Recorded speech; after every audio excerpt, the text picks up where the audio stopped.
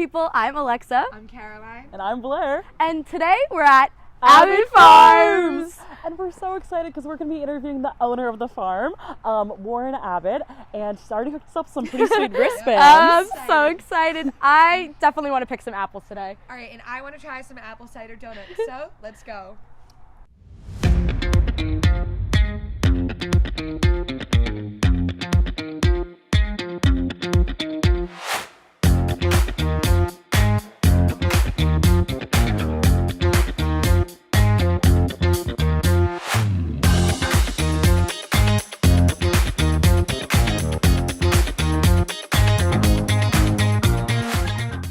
So can you tell me a little bit about how you got into the apple orchard business? How do I get into the apple orchard business? I was born, and therefore I was.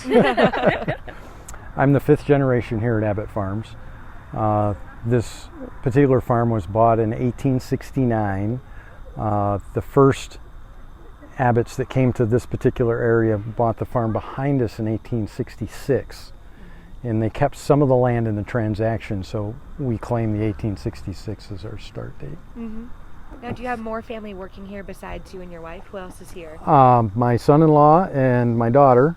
Mm-hmm. What do they do? Bex is managing the store at the moment, and Alex was making donuts this morning. He's the new production manager. Mm-hmm. So how long, at what age did your family members start working here? Just from the beginning? Generally, about the time you can walk, you can do something on a farm. Mm-hmm. So my dad, I think, was, 37.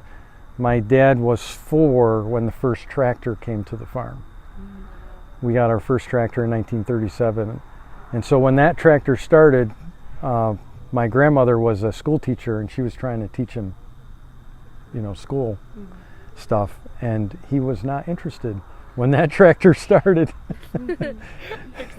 So he was gone. So you start doing, just steering, and at the slowest possible speed, and it builds from there as you show responsibility and capability. My dad has always said he's here on the farm still at 90, and so, he's worked almost 3 lifetimes for normal people. Mm-hmm. Because you do, 2 shifts a week, every week. And then he didn't go to college, so he started sooner, and he's worked right on through retirement. I mean, he's not really retired. Yeah, and what does he do on the farm now? Right now, he's back to the 5 to 10-year-old period, really. but it's the way of us. My grandfather used to say, once a man, twice a boy. Mm-hmm. And it's very much true. We come into this earth knowing nothing, and so therefore we're capable of nothing, and we leave knowing lots but capable of little, mm-hmm. of less. So so he's driving still for me. He's not driving on the road, but we got him in the orchard if we need to do a spray. He's driving 2.6 miles an hour, mm-hmm. and he has to maintain that speed, and he has to maintain a pressure on a gauge. And if he can do that, then I can do something else. Mm-hmm. Yeah. So he used to say there's always something on a farm for everyone to do. Mm-hmm. Any age, any capability, there's something. And he's right. Mm-hmm. I still have things to learn from him, but as the next generation always comes in with new ideas too.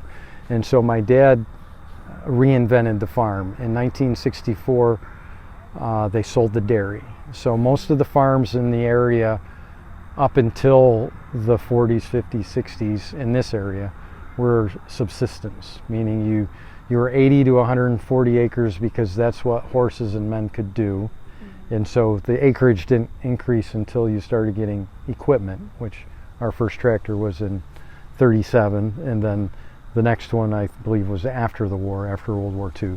There were no tractors being built during World War II for farmers. And the tractor that we bought was one of just a handful that came into the depot, and I understand more than 50 farmers wanted those tractors, and somehow my grandfather managed to get it. So the stories that you hear as you come down through, you know, it's like a year or so ago trying to get a car, you know, there just weren't any. So history repeats itself. So he reinvented the farm and started the specialization, which is really what happened to farming in the 1900s.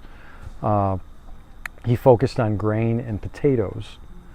We still had the orchard. It was actually right here where the store is, because this little triangle was a leftover. And there was a few trees in it already, so he just added a triangle over here and a triangle over there, so this cornfield would be a nice neat rectangle. So because rectangles are easier to work, and you have less waste and things. So Mom would sell those apples right out the front door, and our original stand was something he built, which was a 4-sided building, you know, like an overgrown utility shed. And the sides came off it, and she had bags of apples all the way around, and he had a box for the money, and people would put their money in. You know, it was self-service. Yeah. And it was the honor system. You know, you can't do that today. Yeah. Sadly, we quit growing Italian prunes and we quit growing cherries because of theft. And you know, so I'm kind of used to it. We did pick your own potatoes for years, and it was kind of a challenge between us and the people coming to pick to see if they could get away with stuff, you know. And my grandfather, I was there when he asked a lady to get out of a Volkswagen Beetle. She was looking very, very pregnant, and she had a half bushel of potatoes between her legs under her dress, and another half bushel was the baby. And he just asked her to step out of the car. You know, so, you know, that kind of thing at this point in my life, that's fun. But but when you have somebody that comes in with a whole family, 3 generations, and they load their baby carriage up with prunes and take them back and forth to the car, and when we called the cops finally, they had over $500 worth of prunes that they were planning on not paying for. And it's just, why? Also, so you mentioned earlier that obviously at Abbott Farms y'all don't just do apples. Could you kind of walk us through like your season from June to I believe you said November, right? So that would be the harvest season. The farming season starts in July for the following year when we plant strawberries. So they won't produce, they'll try and produce, but we'll pick the flowers off so they don't. They'll produce the following June. So right now they're making sugar and storing sugar to make those strawberries in June, because otherwise they only have about a month, you know, to make berries. That's not a lot of time. So a lot of your perennials are actually working the year before. This tree here already knows how many apples it's going to produce next year. So it figured that out in July based on how much free sugar was running around in the tree. And so the fruit buds are already formed for next year. That's so interesting. So how many, what are all like the different types of fruit and like products? So we start our harvest season is probably the easiest way to line it up, because everything else starts weird. So we start with strawberries in June. That's usually the month of June, and then we're moving right into blueberries. And usually there's 1 week where you can just finish up strawberries and you're just starting blueberries. And blueberries goes all the way till now, September. A lot of people think they're done in August, but we're actually only half done. We have 6 strawberry varieties that mature differently to try and extend the season. And because they're, you know, a week to 10 days for each variety, well, we try to get that month. So they just keep new varieties coming. Blueberries are the same way. We have 6 different blueberry varieties, and they come early, and then, you know, basically a week after that there's another one, another one, another one. Apples, we have 20 varieties, and we have the orchard set up in order of maturity. So we start at one end and we just march through. So then people think they're smarter than you are, right? So if we have it roped off, like there was a rope across here, we're holding something back that's we're keeping the good stuff. Well, it's not ripe yet. This is almost ripe, and this may be what I might call grocery store ripe, but even not quite, because my peers haven't even started picking it yet. For good storage, you pick fruit earlier. The problem is not as much flavor is developed. Yeah. So that's another thing that we can do and it's actually a reason to come later instead of first, because the first guys in are going to get potentially the least amount of flavor. It'll be the hardest apple, the crunchiest apple. So if that floats your boat, then you want to come early. But if you want lots of flavor explosion, you want to come a little bit later in that particular apple's window. And an apple window is generally 7 to 10 days. There's a few exceptions to that. So from when they're really ripe to when they're basically overripe, it's only about 2 weekends, 10 days. All right, now you have all 20 of your apple species, like they are lined up in a row. Yes. They're all perfectly ripe. Which Took one us are you grabbing 12 for? years to do that. Yeah, really? Yeah. Which one are you grabbing for your snack? Oh, good question. That's a This great one. question. This one? Yeah. Snapdragon? Snapdragon. All right. I had to know. Speaking of taste, I just wanted to know, like, what is one product that you would recommend to any customer that comes to Abbott Farms, like a must try, or one of your favorites? Besides the cider? The cider. You say the cider. The cider. We love cider. We're 21, us too. Well, we have the hard cider, but I was even going to say the sweet cider. Okay. The sweet cider, when you're growing tons and tons of apples, you're going to use what you have left over for cider. And you may or may not pay attention to the blend as closely as a smaller grower. I try to run our cider on the sweet side. You already heard I like sweet apples, Yeah. right? So it would fit. It's got to be sweet if I like it. I think a lot of the commercial ciders out there have a little too much acid for me to really, this sweet cider, I can get in trouble because that's a lot of sugar that I can just slam. But at least it's not processed sugar. Yeah. We just wanted to ask, obviously you've shared so much about kind of like your life story and also Abbott Farms. Is there anything else you haven't been able to touch on that you just want to let the College Eats viewers know? Support your local farmer. Love that. That's really the story. We've got, we know the Emmys, we know the Reeveses. Every once in a while we get to work together on something. We do a CSA, Consumer Supported Agriculture, where you buy a box of produce through so many weeks, and we're running it, but we're getting vegetables from Emmys because we don't grow vegetables. So he's the vegetable expert, so we'll get the veggies from him, and we're putting them in our CSA box.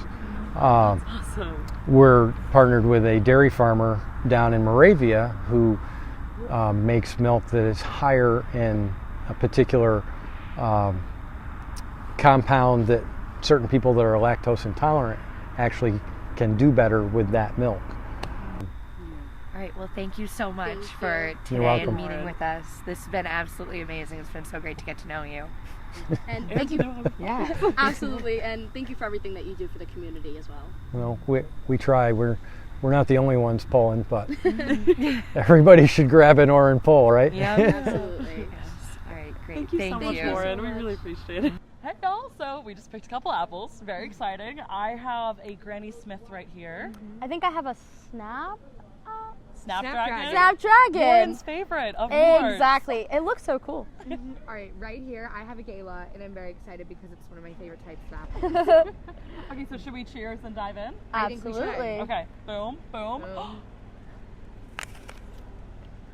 Not a good apple. He was right. This is the best apple I've ever had. It's so juicy. It really is It's so really good. good. Look at that. We have these perfect bites now taken out of them too. How gorgeous. Can I just say, I'm so happy to be here. And these two are the apples of my eyes. I love This is them. the first time I've ever bitten into an apple in my life. What? What? Yeah, I always cut it. Oh, I thought I always cut it. I've never bitten into one. I thought you So said I'm this was actually the. really happy that College Eats is it's helping me. I really thought you just said that was the first apple No, you've it's ever not the tried first in your apple whole I've had. life, and I was just I'm I was like, I'm you a were lying slicer. I have earlier. one, you know, like the core. right. Absolutely. I'm a classic. I use that. You dip through in and through. peanut butter? I'm a caramel person. Oh. Interesting. Yeah. I love Problematic. peanut butter. I guess I'm just a little unique in that way. Peanut butter, some chocolate chips sometimes. Oh, that's Ooh. fun. It's a good snack. But now I know I just want to go pick more Yeah. of these. What is it? But we might be trying some apple cider and apple cider donuts, so stay tuned for that, guys. One more bite, guys. One more bite. I Cheers! can do it. Cheers. Cheers. Hey guys, so we just got some apple cider donuts. So excited to try that. But before we get into it, Blair, you have to tell our friends about our new adventure. Oh, we just met the most lovely ghost. Just discovered that Abbott Farms, not only can you get fruit and produce, and have the time of your life there, you can also make lifelong friends. God, there's another Blair. There's another. Blair's hurting goats. I'm not touching a goat. No way, Jose. I'm not going near that. You're touching it? She's touching it. You cannot eat a donut after touching it. Oh my gosh. I don't know about you. I can house an entire apple cider donut in one sitting. Oh, I could probably do a bag. Ooh. Oh, it's crumbling. This looks like the best thing I've ever seen in my life. All right, we are gonna dive into these donuts. I personally think, could you eat a whole bag in one sitting? Absolutely. I don't know how well I'd feel afterwards, but I could do it. I'd feel I mean, great. Covered in some cinnamon and sugar. Gorgeous. It's gorgeous. We're gonna have to cheers, right? Absolutely. Definitely. Ready? 1, 2, 3. Yay, Abbott Farms. Mm. Oh my god, That is the best donut. I've ever had. Oh my gosh, it's divine. I think I can devour that whole bag. It like crumbles in your mouth. Very tender in the middle, a little crisp on the outside, which I like. Mm-hmm. This is the best part of New York State. Firm but crumbly. Definitely. I don't know what I like better, the apple or the apple cider donuts. I'm a donut person. But we also learned about my existential fear of my teeth falling out by biting So into this is an a little apple. softer. So this is good for me. This is good for me. We're good. Nice and soft. Thank you, Abbott Farms, again. We Thank love you, you. Abbott. Thank you. Thank you so much for following along. Now, we had a great day at Abbott Farms today. I'm a little sad to leave. I know, me too. I just want to bring all my friends, and I really love this perfect fall day here. I know, it was absolutely wonderful, and big shout out again to Warren for his fantastic interview. Yeah, we have to come back here, guys. We do have to come Definitely. back. Now, if you want to see more content from today's shoot, follow us on Instagram at SU College Eats and at College Eats SU on TikTok. Stay hungry, people. Till next time.